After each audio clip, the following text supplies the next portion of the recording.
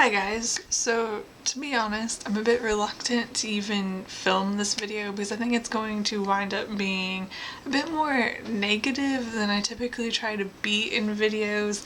I also think if you watched my video that where I talked about Fantastic Beasts and trying to stay optimistic for it, a lot of what's in this video is probably going to seem contradictory. I've talked multiple times, especially recently for whatever reason, I think because so much Harry Potter spin-off stuff is happening. I've been talking a lot about how I try to stay optimistic with adaptations and like spin-offs and whatever else when you have something new coming from something old and whatever. And I really do. I try to stay optimistic and I think that that helps me enjoy things more. But then I filmed the Fantastic Beasts video before Pottermore started releasing all of that backstory, and there was the massive backlash for the portrayal of Native Americans, which I never posted a video about.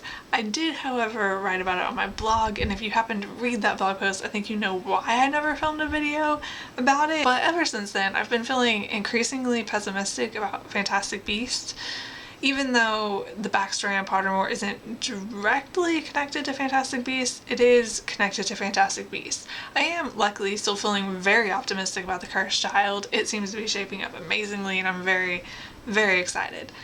I'm just not as excited for Fantastic Beasts. I don't know what it is. It's not just the Native American controversy. It's just, I was never as excited for Fantastic Beasts as I was for The Cursed Child. For whatever reason, I can't really pinpoint an exact reason why that was, but I was excited to get a Harry Potter spinoff. But then none of the trailers have blown me away. They've been exciting for me because it's like more Harry Potter music. I think I got emotional over the kind of variant of Hedwig's theme being used in the trailer than I did anything else. That being said, I'm obviously going to go see the movie and I hope that I like it, but there are various things happening as we get closer to this movie that are just making me increasingly pessimistic, which is not a mood that I like being in, but it's becoming harder and harder for me to act like I'm not pessimistic about it. I am still trying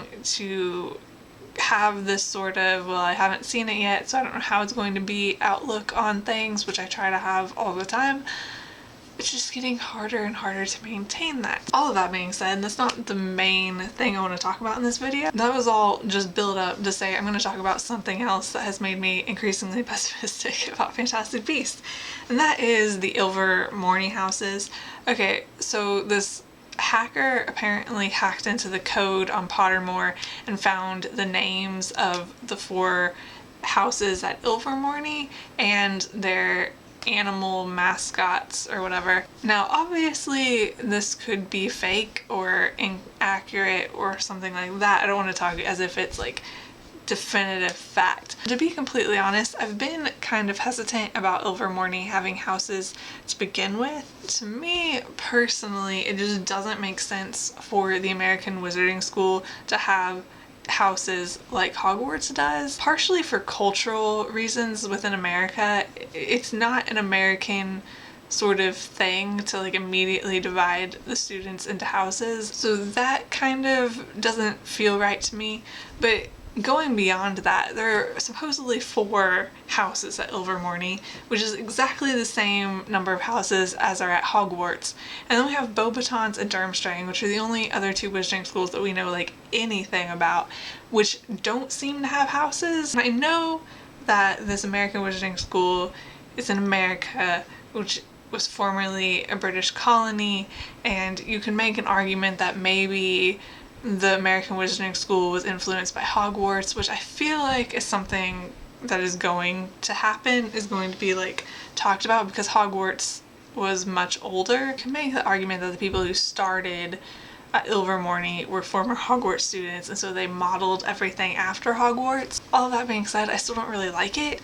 All we have so far are the names and the animal mascots, but I still feel like at each one of the houses, especially based off of the mascots, are going to be kind of just rip-offs of each of the Hogwarts houses. So like if you know your Hogwarts house, you're gonna immediately know your Ilvermorny house because they just all correspond with each other, which is just very boring and not that fun or exciting. if it can be justified by like the people who started this school were former Hogwarts students and so they model things after Hogwarts, then like yeah, that logically makes sense, but I just still don't like it from a storytelling point of view because it's just like, well, okay, but we already had all of this at Hogwarts and I don't want like Hogwarts 2.0 or a school that feels like it's entirely ripped off of Hogwarts. Like you want it to feel unique and fun and like new and exciting, even if it's really old. And I'm sure that they'll do that with Ilvermorny in other ways, possibly some problematic ways, which is another thing because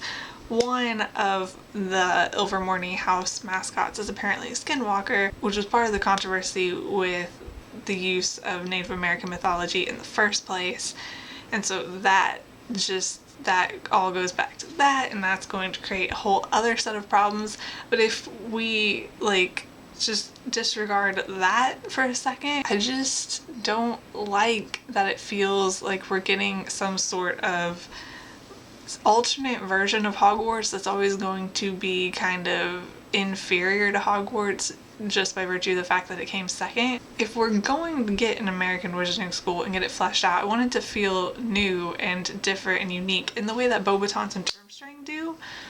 I don't want it to just feel like a Hogwarts ripoff. Honestly, it feels like a Hogwarts ripoff, but throwing Native American magic into it, which of course, as has already been said, is a huge problem in and of itself, and I just don't like any of it. So yeah, to be honest, I had notes for this video, but I haven't looked at them even once since I started filming because I just kind of started ranting.